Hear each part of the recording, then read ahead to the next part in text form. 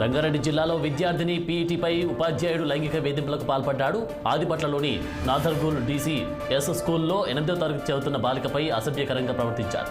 అంతటితో ఆగని కీచకుడు ఫోన్ చేసి మరీ వేధించాడు. కీచకుడి ఆగడాలపై తల్లిదండ్రులు పోలీసులకు ఫిర్యాదు చేశారు. ఈ ఘటనపై స్కూల్లో పేరెంట్స్ ఆందోళనకు దిగారు. ప్రిన్సిపల్ లేకపోవడంతో సిబ్బందిని నిలదీశారు. పిల్లల పేరెంట్స్పై స్కూల్ సిబ్బంది సమాధానం దాటవేస్తూ దురుసుగా ప్రవర్తించారు.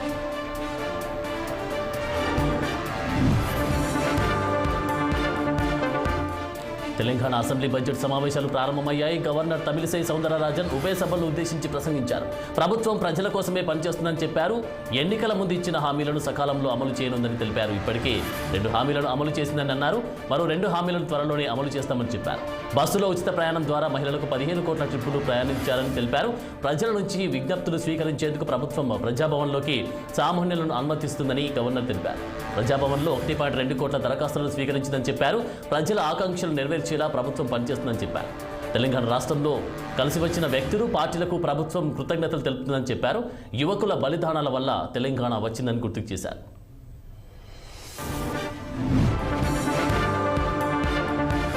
శ్రీ సత్యసాయి జిల్లా కదిరి ఆర్టీసీ బస్టాండ్లో మడకశిర మున్సిపల్ కమిషనర్ ప్రభాకర్ రావు గుండెపోటుతో మృతి చెందారు. మడకశిర నుంచి రాయచోటికి కోర్టు పనుల నిమిత్తం వెళ్తున్నారు.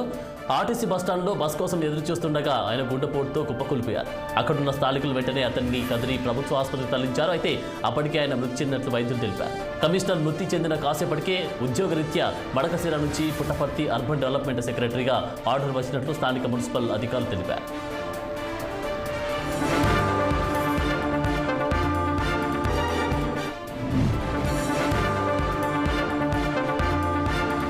అల్లూరు జిల్లా చింతపల్లి కులిన మేకమాంసం తిని 10 మందికి అస్వస్థత అయ్యారు. చింతపల్లి మూలగరువులో ఈ ఘటన చోటు చేసుకుంది. సమాధానం అందుకున్న వైద్యులు వెంటనే స్పందించి వైద్యం అందించి వారిని ప్రాణాలు కాపాడారు. అయితే ఇద్దరిని ఆసుపత్రికి తీసుకెళ్లారు. పరిస్థితి విషమించడంతో మెరుగైన చికిత్స కోసం నర్సీపట్నం ఆసుపత్రికి తరలించారు.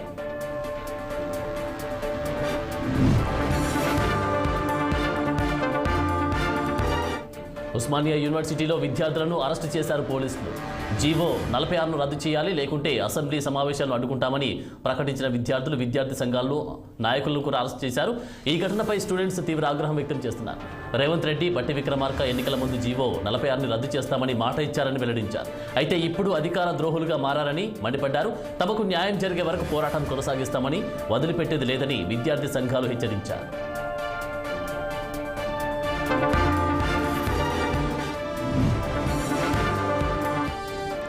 సీఎం రేవంత్ రెడ్డిపై ఏబీవీపీ విద్యార్థి నాయకులు నిరసన చేపట్టారు. అధికారంలోకి వచ్చిన 2 నెలలు దాటిన విద్యార్థులకు స్కాలర్షిప్ ఇవ్వలేదని ఆగ్రహం వ్యక్తం చేస్తున్నారు. సీఎం రేవంత్ రెడ్డిపై మండిపడుతూ రోడ్డుపై మధ్యలో బైఠాయించారు. నిరసనగా జెండాలు పట్టుకుని ఆందోళన చేపట్టారు.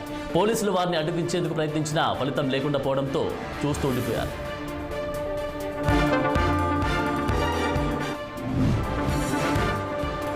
హెచ్ఎండిఏ మాజీ డైరెక్టర్ శివబాలకృష్ణ అక్రమాస్తుల కేసులో షాకింగ్ ట్విస్ట్ చోటు చేసుకుంది. హెచ్ఎండిఏ మాజీ డైరెక్టర్ శివబాలకృష్ణ అక్రమాస్తులపై కేంద్ర దర్యాప్తు సంస్థలు ఫోకస్ చేశాయి. శివబాలకృష్ణ కేసులో ఈడీ, ఐటీ రంగంలోకి దిగనున్నాయి. మనీ లాండరింగ్ కోణంలో ఈడీ విచారణ చేపడుతుంది. శివబాలకృష్ణ ఎఫ్ఐఆర్ రిమాండ్ రిపోర్ట్ ఇవ్వాలని ఏసీబీకి ఈడీ లేఖ రాసింది. మరోవైపు బినామీల ఆస్తులపై విచారించేందుకు ఐటీ రంగంలోకి దిగనుంది. బహిరంగ మార్కెట్లో శివబాలకృష్ణ ఆస్తులు 1000 కోట్ల విలువ ఉంటుందని అధికారులు తెలుపుతారు. అయితే అధికారికి సంబంధించినటువంటి అక్రమాస్తుల కేసులో ఈడీ, ఐటీ ఎంట్రీ ఇవ్వనుండడం హాట్ టాపిక్గా మారింది.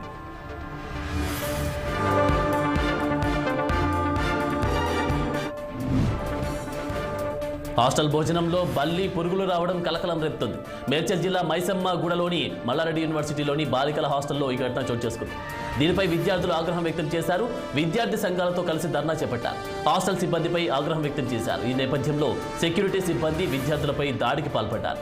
ఈ ఘటనలో పలువురు విద్యార్థి నాయకులకు తీవ్ర గాయాలయ్యాయి. గాయపడిన వారిని ఆసుపత్రికి తరలించారు.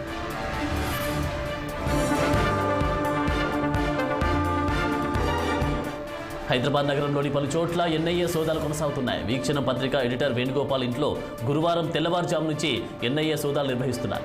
వరవర్రావు అల్లుడు వీక్షణ పత్రిక ఎడిటర్ వేణుగోపాల్ ఇంట్లో ఎన్ఐఏ సోదాలు నిర్వహిస్తుంది. కాగా మావోయిస్టులతో సంబంధాలు ఉన్నాయన్న ఆరోపణలతో ఎన్ఐఏ ఈ సోదాలు నిర్వహిస్తున్నట్టు తెలుస్తుంది.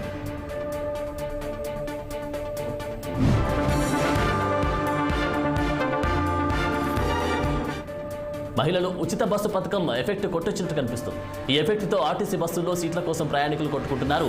వేములవాడ తిప్పాపురం బస్టాండ్లో ఈ ఘటన చోటు చేసుకుంది. రాజన్న దర్శనం కోసం వచ్చి తిరుగు ప్రయాణంలో బస్సులో సీట్ల కోసం పరువులు కొట్టుకున్నారు.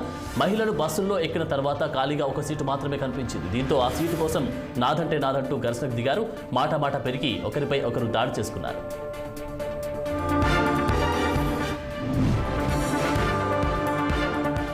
పశ్చిమ గోదావరి జిల్లాలో ఆశా వర్కర్లు చేపట్టిన ధర్నాను పోలీసులు అడ్డుకున్నారు. తాడేపల్లి గూడెం చలో విజయవాడ ధర్నాకి వెళ్తున్న ఆశా వర్కర్లను రైల్వే స్టేషన్లో నిలిపివేశారు. తమ సమస్యలు పరిష్కారం కోసం చేస్తున్న పోరాటాలను పోలీసులు ప్రాణం ఆపాలని చూస్తుందన్నారు. ఆందోళనకారులను పోలీస్ స్టేషన్కు తరలించారు.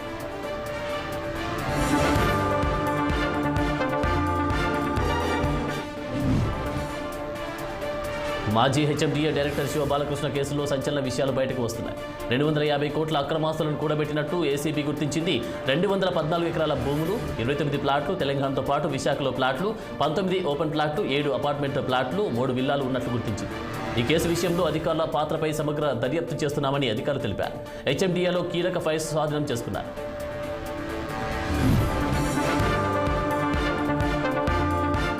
ఏపీలో ఓ యూనివర్సిటీకి ముఖ్యమంత్రి ఛాన్సలర్గా వ్యవహరించేలా చట్టానికి సవరణలు చేశారు.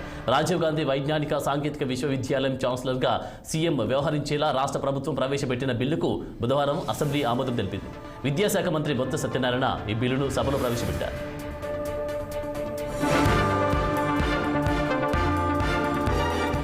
ముంబై నుంచి ఆదిలాబాద్ వచ్చే నందిగ్రామ్ రైల్లో భారీ చోరీ జరిగిన ఘటన ఆలస్యంగా వెలుగు చూసింది. ఆదిలాబాద్ చెందిన వ్యాపారి కుటుంబం ప్రయాణిస్తున్న బోగిలో నుంచి వారికి చెందిన 2 పర్సులతో పాటు అందులోని దాదాపు 36 లక్షల విలువైన నగదును దుండగులు స్వాధీనం చేసుకున్నారు. ఇక బాధితులు నాందేడ్లోని రైల్వే పోలీస్ స్టేషన్లో ఫిర్యాదు చేశారైతే రైలులో సాధారణంగా ఏసీ బోగిల లోపల నుంచి గడియ పెట్టుకుని ఉంటారు. మరి చోరీ ఎలా జరిగిందనే మిస్టరీగా మారింది. చోరీ విషయమై జగదీష్ అగర్వాల్ ఫిర్యాదు మేరకు రైల్వే పోలీసులు కేసు నమోదు చేశారు.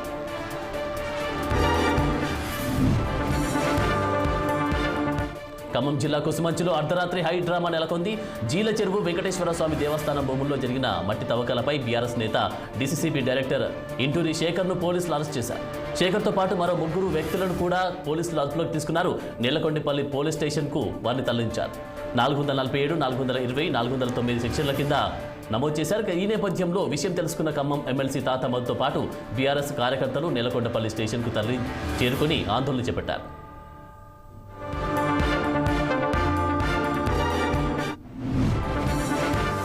హైదరాబాద్ అత్తాపూర్లో ఇంటర్ విద్యార్థిని అదృశ్యం కలకలం రేపుతుంది. నిన్న కాలేజీకి వెళ్లిన రోహిత అనే విద్యార్థిని మళ్లీ ఇంటికి తిరిగి రాలేదు. ఇంతకీ తిరిగి రాకపోవడంతో తల్లిదండ్రులు పోలీసులకు ఫిర్యాదు చేశారు. మిస్సింగ్ కేసు నమోదు చేసుకున్న పోలీసులు దర్యాప్తు చేపట్టారు.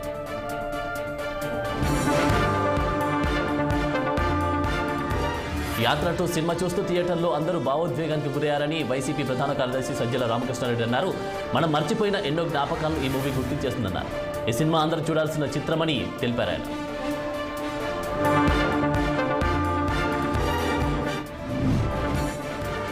హైదరాబాద్లో దారుణం చోటు చేసుకుంది. యూసఫ్గూడ సమీపంలో అర్ధరాత్రి హత్య జరిగింది. సింగోటం రాము తరచూ ఈ ఏరియాకి వస్తుంటాడు అని స్థానికులు చెబుతున్నారు. అయితే వివాహేతర సంబంధం బెడిసి కొట్టడంతో 10 మంది మనుషులు అక్కడికి చేరుకుని రామును బంధించి జననాంగాలు కోసేశారు. వెంటనే గొంతు కోసి చంపేసినట్టు తెలుస్తోంది. ఈ సమాచారం అందుకున్న డీసీపీ సాయి చైతన్య స్పాట్కు చేరుకున్నారు. మర్డర్ జరిగిన తీరు పోలీసులనే షాక్ గురిచేసింది. స్థానికుల నుంచి సమాచారం సేకరించారు పోలీసులు. సింగోటం రాము పాలమూరులో రాజకీయ నాయకుడు కావాలని అనుకుంటున్నారు. ఈసారి నాగర్ కర్నూలు నుంచి పోటీ చేయాలనుకుంటున్నట్టు తెలుస్తోంది. అటు రాజకీయ కోణంలోనూ ఈ కేసును దర్యాప్తు చేస్తున్నారు.